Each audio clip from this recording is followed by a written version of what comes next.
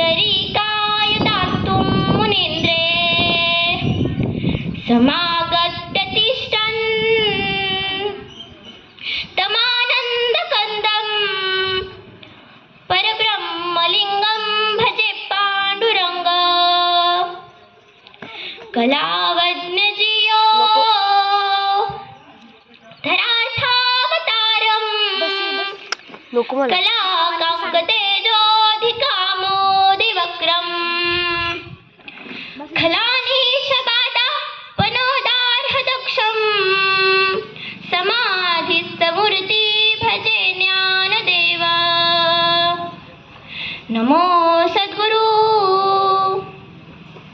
तुकया ज्ञानदीपा, नमो सद्गुरु सच्चिदानंद रूपा, नमो सद्गुरु भक्त कल्याणमूर्ती, नमो सद्गुरु भास्करा पूर्ण कीर्ती। मनोजं मारुततुल्य वेगं जितेन्द्रिय बुद्धिमतान वरिष्ठ वातस्मज्जौहानरयुग्य मुख्यं श्रीरामदूतं शरणं प्रपद्ये। प्रभू तुम्ही महेशाच्या मूर्ती, मी दुबळा आचितसे भक्ती, म्हणून बेल जरी गंगावती तरी स्वीकाराल की। प्रस्तुत प्राप्त प्रसंगी, प्राप्त स्थळी आणि प्राप्त वेळी प्रवचन रूपी सेवेसाठी निवडलेली ओवी श्री ग्रंथराज ज्ञानेश्वरीतील 9व्या अध्यायातील 14 क्रमांकाची ही ओवी आज आपण या ठिकाणी प्रवचन रूपी सेवेसाठी निवडलेली आहे। म्हणून जसे ज्ञानोबराय मला बुद्धी देतील त्याचप्रमाणे मी चिंतन मांडण्याचा प्रयत्न करते। तसेच शंभू महादेवाच्या आशीर्वादाने शिवनेरीच्या पायथ्याशी छत्रपती शिवाजी महाराजांच्या पदस्पर्शाने मारुतीरायाच्या सानिध्यात असलेले हे पावन झालेल्या धालवाडी गावात माझ्यासारख्या पामराच्या वाटेला अधिक मासानिमित्ताने तिसऱ्या दिवसाची प्रवचन रूपी सेवा मिळाली हे मी माझं परमभाग्य समजते। मज पामराये काय थोरपण पायीची वाहन पायी बरी। तसेच माझे पंजोबा वैकुंठवासी हरिभक्त पारायण भिकाजी बाबा देवाडे यांनी या गावात सप्ताह सुरू केला आणि त्यांचीच मुलगी म्हणजे माझी आजी वैकुंठवासी हरिभक्त पारायण मीराबाई बबन सांगडे या आजीने या गावात काकडा सुरू केला आणि ज्यांच्यामुळे मला ही प्रवचन रूपी सेवा लाभली ते म्हणजे माझे बाबा श्री हरिभक्त पारायण मच्छिंद्र बाबा देवाडे व हरिभक्त पारायण श्री सुभाष महाराज नायकोडे यांच्यामुळे आजची ही तिसऱ्या दिवसाची प्रवचन रूपी सेवा मला मिळाली। म्हणून प्रथमतः मी त्यांचे खूप आभारी आहे। तुम्हाला समस्त ग्रामस्थ गावकरी मंडळी यांचे हे मी धन्यवाद देते आणि माझ्या प्रवचन रूपी सेवेला सुरुवात करते। प्रभू तुम्ही महेशाच्या मूर्ती, मी दुबळा आचितसे भक्ती, म्हणून बेल जरी गंगावती तरी स्वीकाराल की। तर या ओवीमध्ये संत सम्राट महावैष्णव कैवल्य चक्रवर्ती साधकांचे मायबाप ज्ञानियांचे राजे ज्ञानोबराय भगवंताला म्हणतात की तुम्ही महेशाच्या म्हणजेच भगवान शंकरांच्या मूर्ती आहे। मी दुबळा आहे माझ्याकडे तुम्हाला वाहायला बेल नाहीये, परंतु मी निर्गुडी वाहून तुमची पूजा करीत आहे. त्या निर्गुडीला तुम्ही बेल म्हणून स्वीकार करा. त्याचप्रमाणे मी पण अगदी माझ्या मानस भक्तीने असे सांगू इच्छिते की मी तुमच्या सर्वांमध्ये बालक आहे. आतापर्यंत तुम्हाला मोठ्या महात्म्यांनी अनेक ज्ञान अमृत दिले आहे, परंतु मी माझ्या आळकमतीप्रमाणे तुम्हाला भगवंताविषयी व भक्तीविषयी सांगणार आहे. बेल नाहीये म्हणून निर्गुडीप्रमाणे तुम्ही संत मायबाप माझा स्वीकार करा.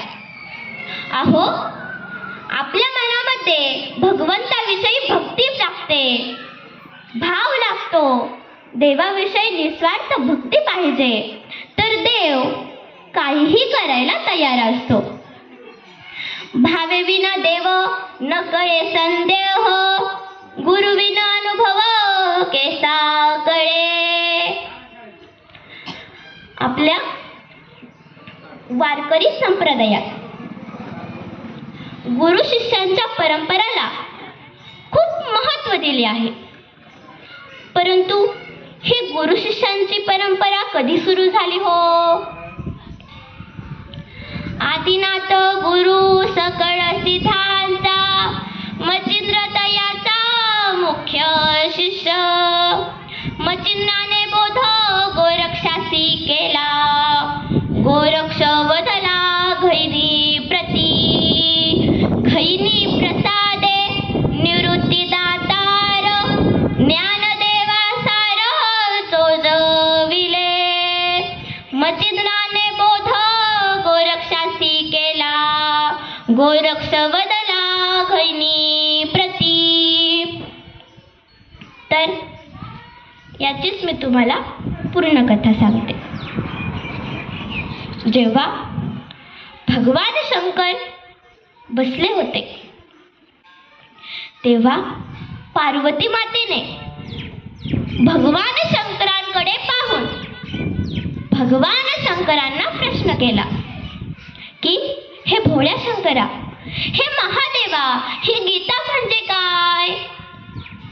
तेव्हा भगवान शंकर म्हणाले की ही गीता म्हणजे काही सामान्य नसून तर प्रत्यक्ष भगवान विष्णूंनी स्वतः ही गीता अर्जुनाला सांगितलेली आहे. ते हरू म्हणे नेनिजे, देवी जैसे का स्वरूप तुझे.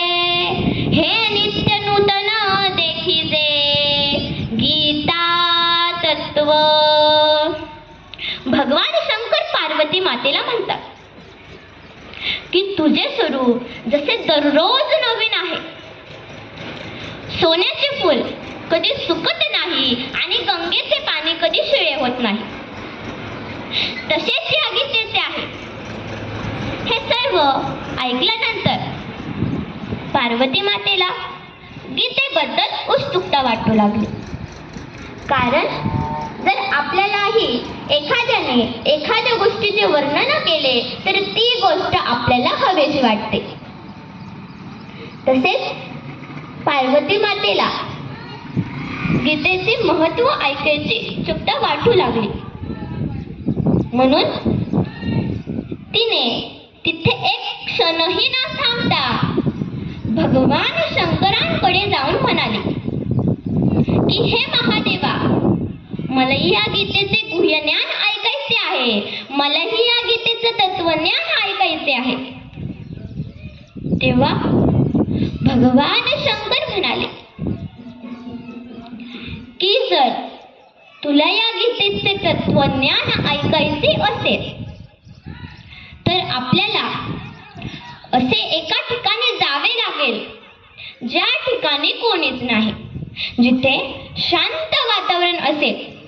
तर ते ठिकाण कोणते बरे? क्षीर सिंधू परिसरी शक्तीच्या कर्ण हरी नेने की श्री ती पुरारी सांगितली जे. पूर्वी होकार देण्याची पद्धत होती. जेव्हा कोणी कथा गोष्टी व इतर काही सांगत असत तेव्हा पूर्वीचे ऐकणारी माणसं होकार देत असत. तसेच पार्वती माता भगवान शंकरांचं ऐकू लागली. भगवान शंकर सांगू लागले आणि पार्वती मातेला ऐकता ऐकता झोप येऊ लागली व ती झोपी गेली. परंतु होकार हेच चालू होते. तर कुठून? तर समुद्रांच्या लाटांमध्ये माशाच्या पोटात बसलेले मच्छिंद्रनाथ होकार देत होते आणि ते गीतेचे तत्वज्ञान मच्छिंद्रनाथांना सहज प्राप्त झाले. आदिनाथ उमा बीज प्रकटले मच्छिंद्राला धले सहज स्थिती.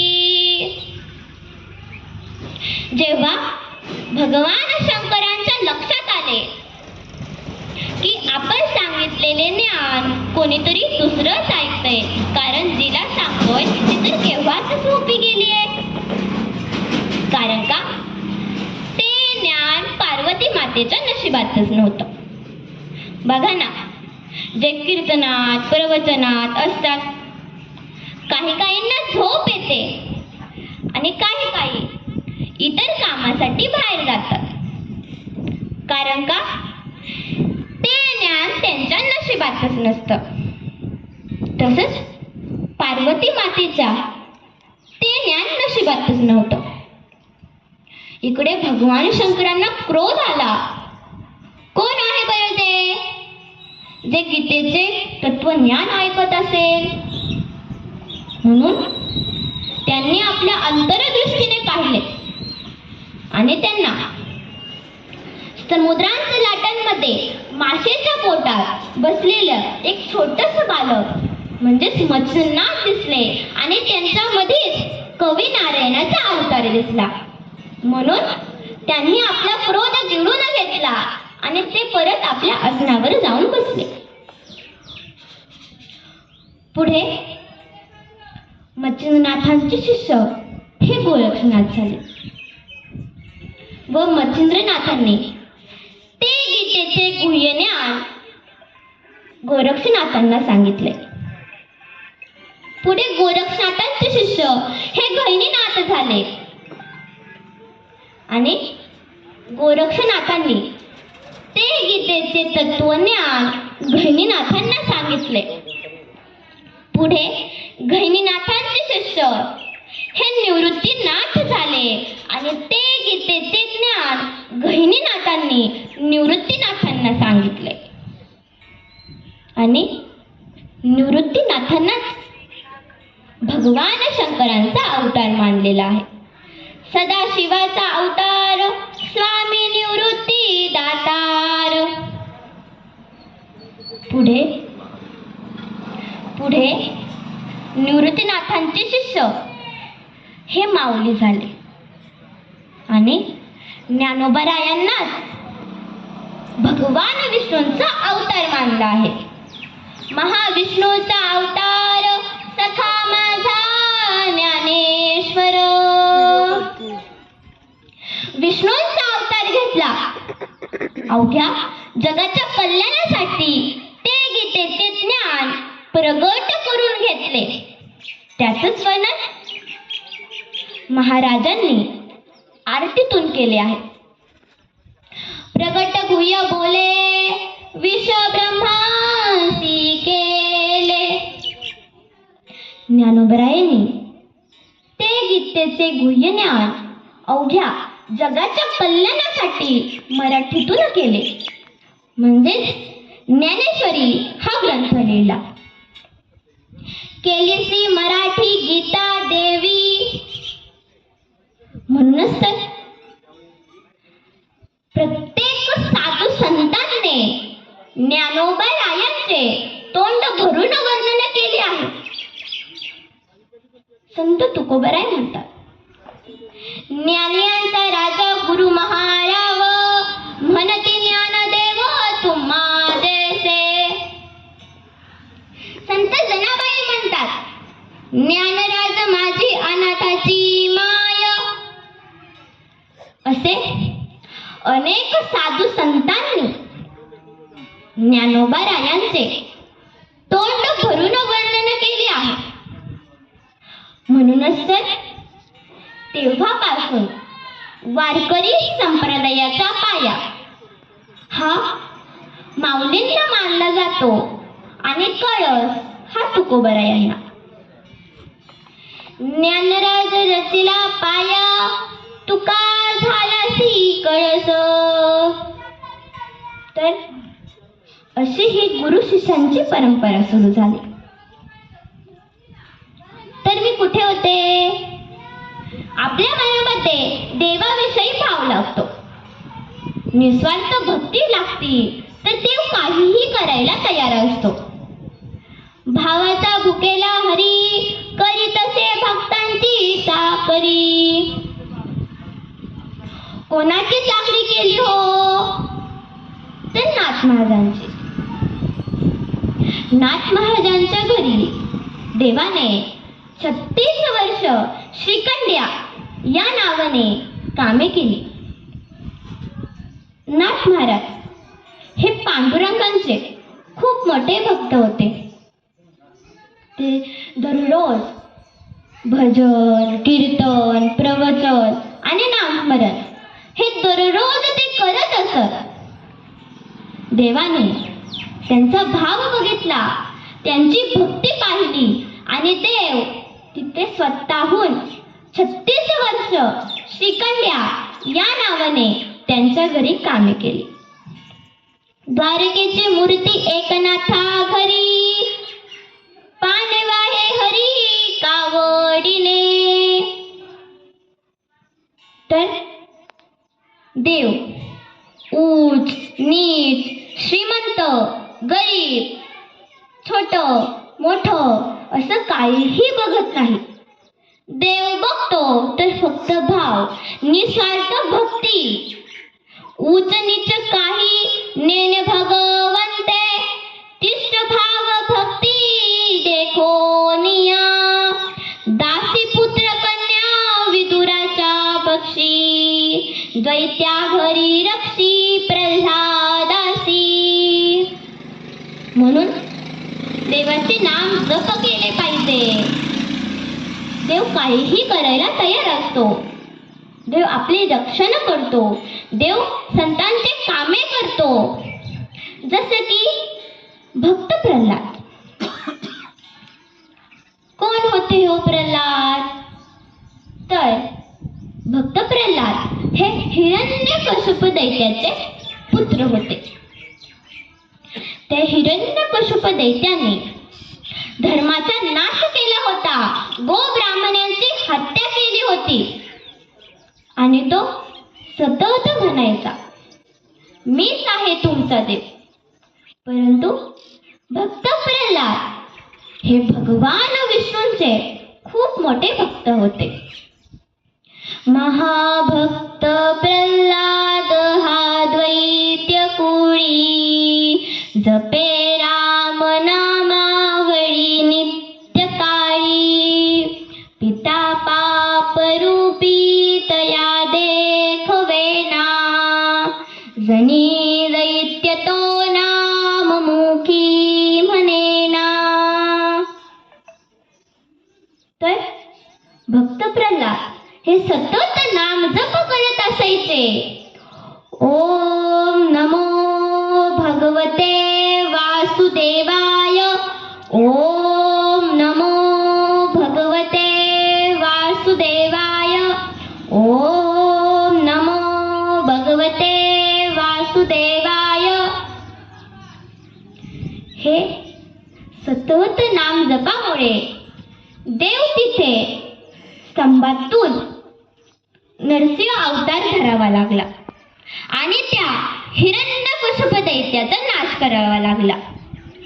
म्हणून देव फक्त भावाचा भुकेला आहे. त्याला फक्त निस्वार्थ भक्ती लागते. म्हणून देवाचे नाम जप केले पाहिजे. आपल्याला देवाचे नाम जप करायला वेळ नसतो, कारण आपण या संसारात गुंतून गेलो आहे. तर हा संसार कसा आहे हो? संसार दुःख मूळ चहूकडे इंगळ, विश्रांती नाही कोठे रात्रंदिवस तळमळ, काम क्रोध लोभ शोनी पाठी लागली ओढाळ, कोणा मी शरण जाऊ दृष्टी देईन निर्मळ. या संसारात फार दुःख आहे. चारही बाजूने आपण अडकलेलो आहे, आपण गुंतून गेलो आहे. रात्रंदिवस काबड कष्ट करायची, थोडी सुद्धा विश्रांती नाहीये. लोभ, अहंकार, पैसा, काम, क्रोध हे आपल्या पाठी विकार असतात. म्हणून देवाचं नामजप करायला आपल्याला वेळ नसतो किंवा भेटत नाही. म्हणूनच सांगते, घे घे घे हरिनाम घे, माया सारी सोडून दे, हात लावून नशिबाला तू रडतो ठाई ठाई. या संसारा पायी, या संसारा पायी, या संसारा पायी, या संसारा पायी. संसार केला घाई, साऱ्या अंगाची झाली लाई. तू संसार केला घाई, साऱ्या अंगाची झाली लाई. आयुष्य गेले हातपाय थकले, मुखी राम नाम नाही. आयुष्य गेले हातपाय थकले, मुखी राम नाम नाही.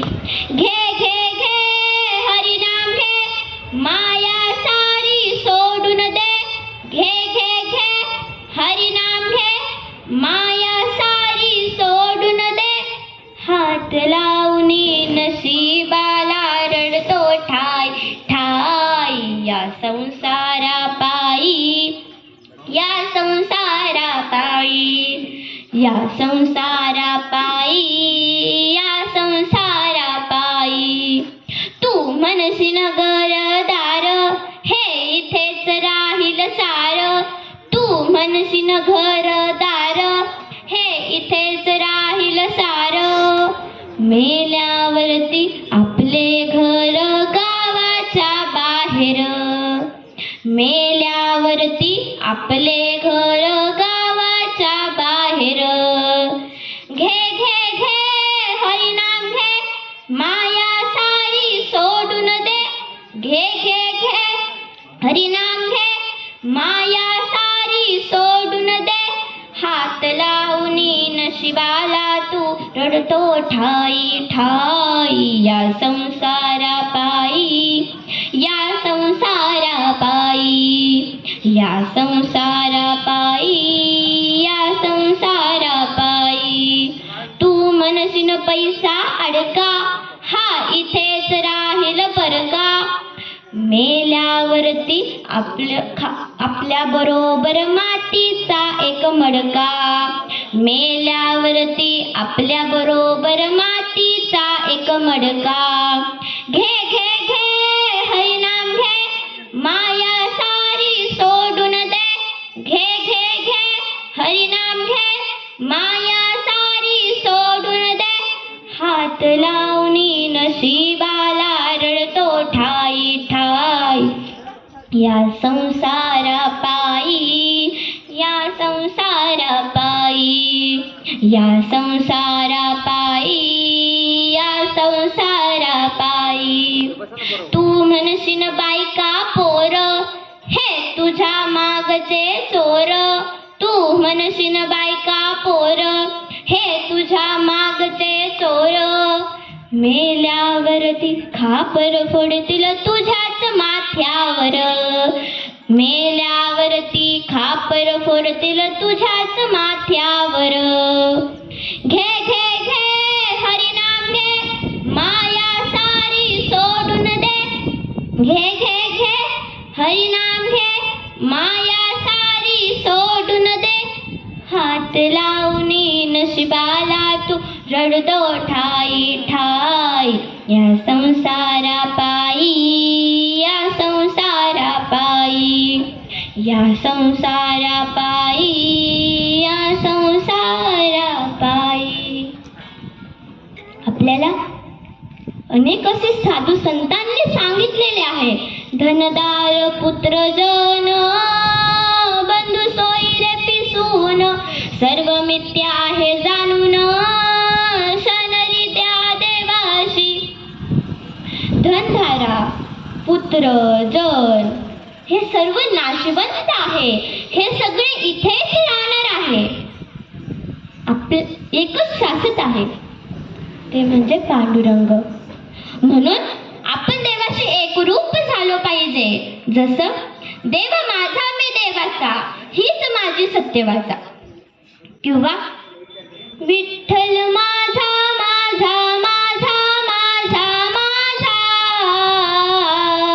विठ्ठल माझा मी विठ्ठलाचा, विठ्ठल माझा माझा माझा माझा माझा, विठ्ठल माझा मी विठ्ठलाचा, विठ्ठल माझा मी विठ्ठलाचा, विठ्ठल माझा मी विठ्ठलाचा, विठ्ठल माझा माझा माझा माझा माझा, विठ्ठल माझा मी विठ्ठलाचा, मी विठ्ठलाचा. म्हणून आपण सतत देवाचे भजन केले पाहिजे. सतत कीर्तन प्रवचन ऐकले पाहिजे. संतांच्या सहवासामध्ये राहिले पाहिजे. संतांच्या संगती मनोमार्ग गती, आकळावसी पती येणे पंते. संतांच्या संगतीने काय होऊ शकते? तर या पुरुषोत्तम मासामध्ये नुसत्या संतांच्या दर्शनाने आपला उद्धार झाल्याशिवाय राहणार नाही. ते आपल्यासाठीच जन्म घेतात. आपला उद्धार करण्यासाठीच जन्म घेतात. ते आपल्यावर उपकार करतात. तुम्ही संत माय बाप एवढा उपकार करा, न्याम जते जवरी दाखवा दिनाचा सोयीरा. ते आपल्यासाठी येतात. त्यांच्या दर्शनाने आपला उद्धार होतो. म्हणून ते दयेचा सागर आहे. संताविना प्राप्ती नाही, असे वेद देती ग्वाही. त्याचीच मी तुम्हाला एक कथा सांगते. तर एकदा नारद मुनी भगवान विष्णूंच्या दर्शनासाठी गेले आणि त्यांच्या मनात प्रश्न आला. नारद महर्षींनी तो प्रश्न भगवान विष्णूंना विचारला की संतांच्या संगतीने काय होऊ शकते. आणि तेव्हा हा अधिक मासच चालू होता. हाच महिना चालू होता. तेव्हा भगवान विष्णू म्हणाले की एका तळ्याजवळ, रामकृष्ण हरी, तळ्याजवळ सरडा आहे. त्याला आत्ताच एक बाळ झाला आहे. रामकृष्ण हरी, त्या सरड्याला जाऊन विचारा. तेव्हा नारद मुनी त्या सरड्याच्या बाळाला जाऊन विचारले की संतांचा महिमा काय. तो प्रश्न ऐकला असता ते सरड्याचं बाळ हसलं आणि तिथेच मरण पावलं. परत नारद मुनी भगवान विष्णूंकडे आले व म्हणाले की मी त्या सरड्याच्या बाळाला विचारलं असता तो सरडा तिथेच मरण पावला. म्हणून भगवान विष्णूंनी सांगितले की हे नारदा, त्याच तळ्याजवळ एक झाड आहे. त्या त्या झाडावर एक पोपट बसला आहे. त्या पोपटाला आत्ताच एक बाळ झालं आहे. त्या पोपटाला जाऊन विचारा. तेव्हा नारद मुनी त्या पोपटाच्या बाळाकडे गेले व प्रश्न विचारला की संतांचा महिमा काय. तेव्हा ते पोपटाचं बाळ ऐकल्या असता ते पण हसलं आणि तिथेच मरण पावलं.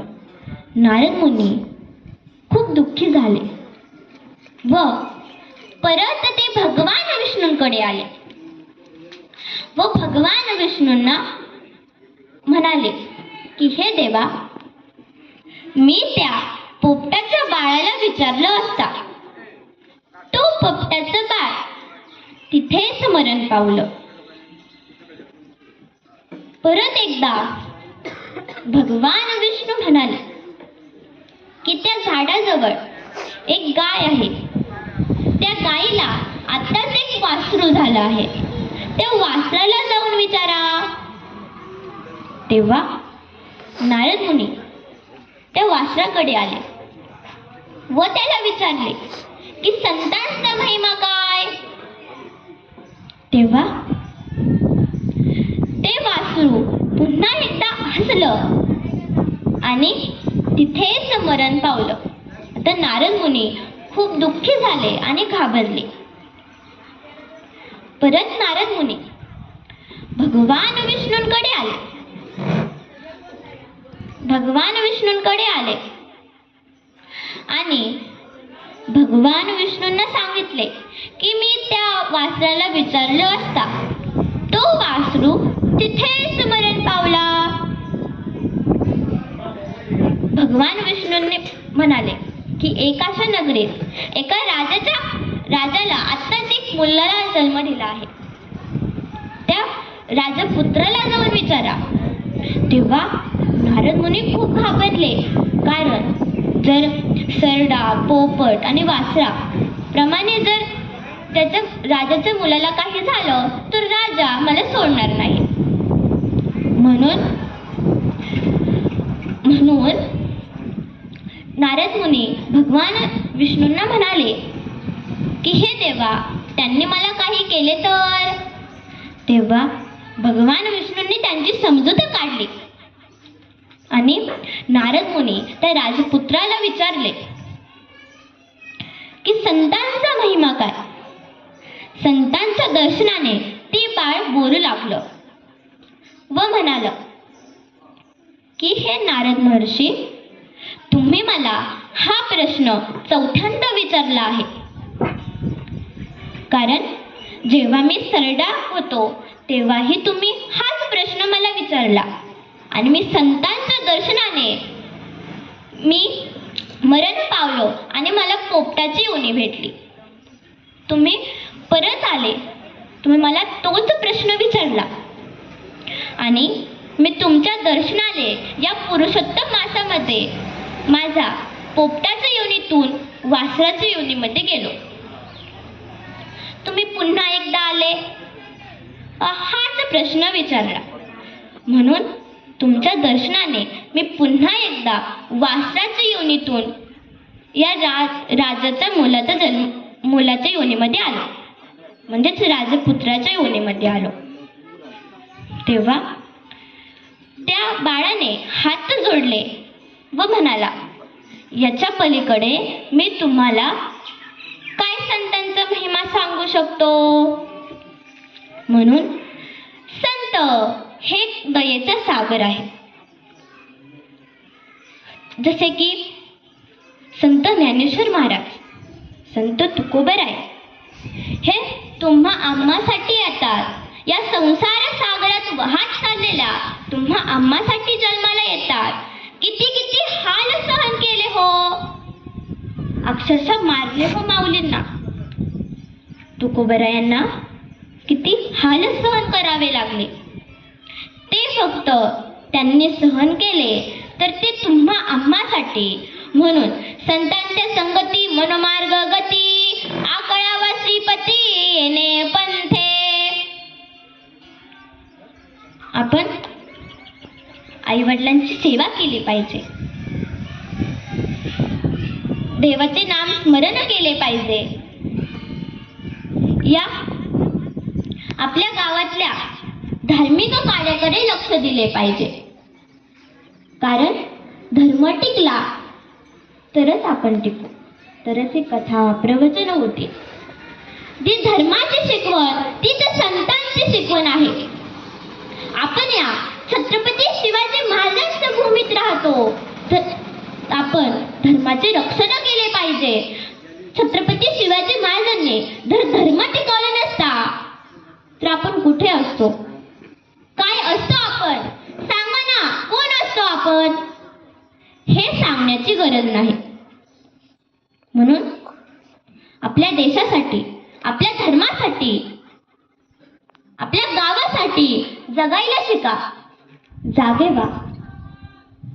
आपण हिंदू आहेत म्हणून आपण आपल्या धर्माचे रक्षण केले पाहिजे, देवाचे नाम स्मरण केले पाहिजे. देवाला देव या नात्याने शरण जाण्यापेक्षा देव आपला कोणीतरी लागतो या नात्याने शरण जा.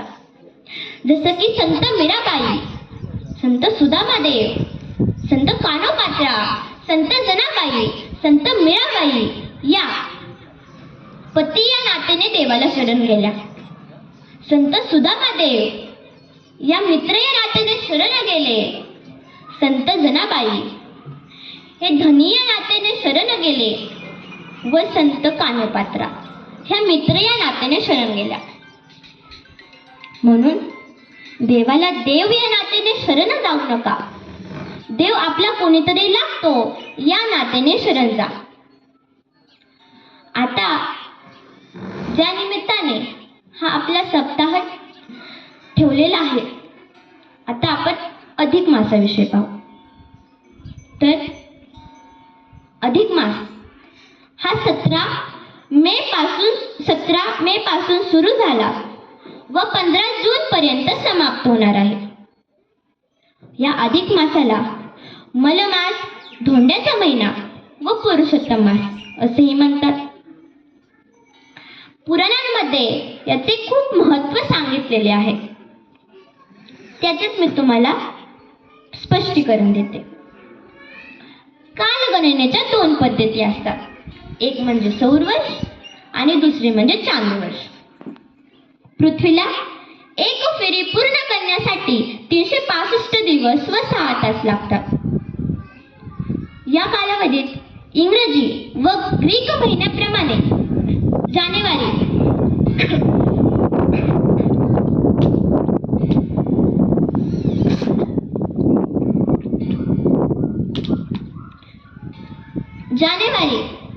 ते डिसेंबर असे 12 महिने या कालावधीत पूर्ण होतात.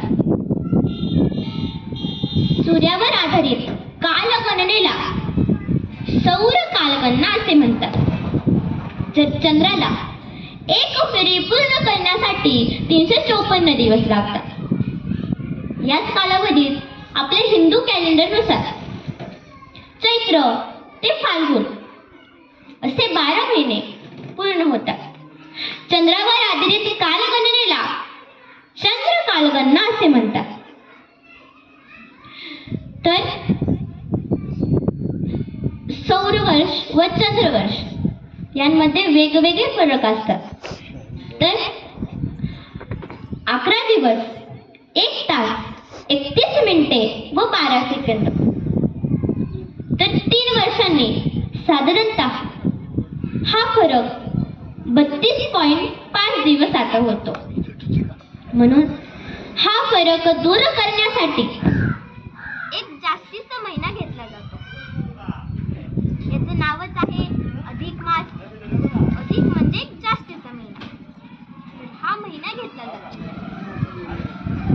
तर आपल्या हिंदू कॅलेंडरनुसार 13 महिने या अधिक मासाला येताना 13 महिने होतात. तर या महिन्याला मलमास असेही म्हणतात. तर मल म्हणजे मळ आणि मल मास म्हणजे मलिन मास. तर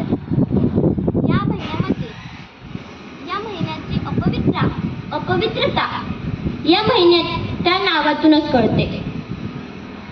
मलीन मास असे म्हणतात म्हणून या महिन्याची अपवित्रता या महिन्याच्या नावातूनच कळते. म्हणून या महिन्यामध्ये तीर्थयात्रा, तीर्थस्नान, जप, तप, दान याला खूप महत्त्व आहे. या महिन्यात सूर्य एका राशीतून दुसऱ्या राशीमध्ये प्रवेश करत नाही. या महिन्याला धोंड्याचा महिना असेही म्हणतात. या महिन्यात भगवान विष्णूंच्या पूजनाला खूप महत्त्व दिले आहे. चैत्र ते आश्विन या महिन्यांपैकी एका महिन्यामध्ये अधिक मास येतो. फाल्गुन व कार्तिक या 2 महिन्यांपैकी क्वचितच अधिक मास येतो. मार्गशीर्ष, पौष व माघ या महिन्यात अधिक मास येत नाही. तर या महिन्यात ब्राह्मणांना दान केले पाहिजे, तीर्थस्नान केले पाहिजे, तीर्थयात्रा, जप, देवाचे नामस्मरण केले पाहिजे. या महिन्यात खूप महत्त्व आहे.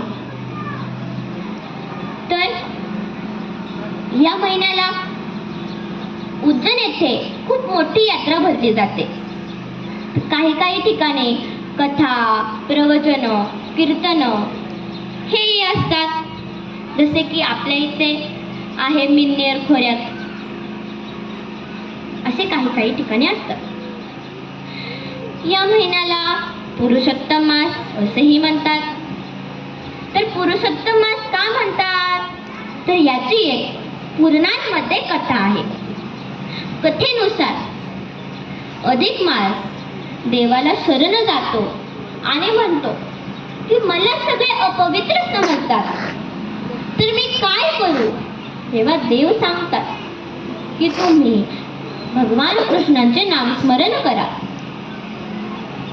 तेव्हापासून अधिक मास नामस्मरण करू लागतो आणि त्या नामस्मरणाने देव त्याच्याकडे येतात, त्याच्यावर प्रसन्न होतात आणि देवाच्या आशीर्वादाने या अधिक मासाचे नाव हे पुरुषोत्तम मास पडते आणि तेव्हापासून या महिन्याला पवित्र मानले जाते.